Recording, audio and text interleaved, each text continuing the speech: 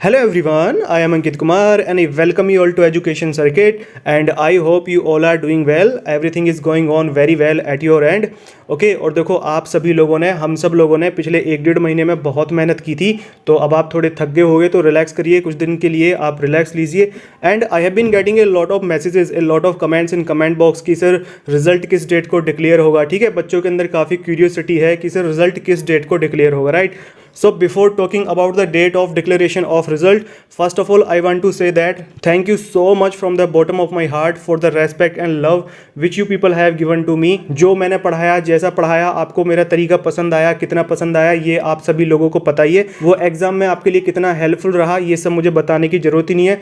देखो मैथमेटिक्स की जो हमने सीरीज कवर की थी और जीके को जो हमने निमोनिक टेक्निक से देखा था, उस पर आप लोगों के बहुत ही अच्छे कमेंट्स हैं, बहुत अच्छा फीडबैक है, जिससे मुझे ये पता चलता है कि जो मैंने एफर्ट्स लगाए थे वो आपके लिए काम आए हैं. ठीक है, रियली काम आए हैं. तो अगली बार हम और भी अच्छे तरीके से उनको कवर करेंगे. ओके, देखो मैथमेटिक्स में जिस भी तरीके से हमने पढ़ा था, जैसे हमने कॉन्सेप्ट देखे थे, आपके एग्जाम के अराउंड 85% क्वेश्चंस हो जा रहे थे.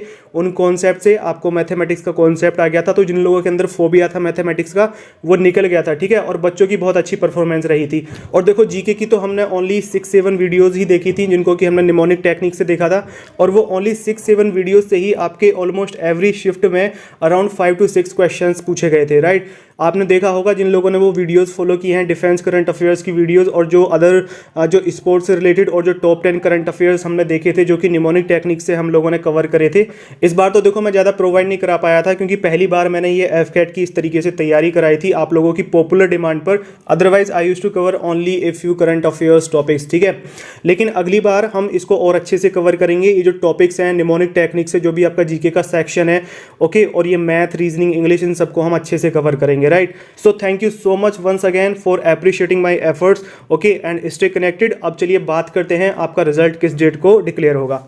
देखो आपका एफकेट 1 2022 का जो एग्जाम हुआ था वो 12, 13 एंड 14 ऑफ फेब 2022 को हुआ था, और एफकेट का जो रिजल्ट डिक्लेयर होता है वो 15 to 16, 17 डेज के अंदर अंदर डिक्लेयर हो जाता है, राइट. तो आपका इस बार का जो रिजल्ट होगा वो मार्च के फर्स्ट वीक में डिक्लेयर हो जाएगा, जो कि 2 of March two 5 of March 2022, इन दिनों में किसी भी दिन आपका रिजल्ट डिक्लेयर हो जाएगा. सो प्लीज बी रेडी, और जैसे ही रिजल्ट डिक्लेयर होगा आई विल इन्फॉर्म यू. ठीक है, मैं आपको इन्फॉर्म कर दूंगा टेलीग्राम पर भी और यूट्यूब पर भी.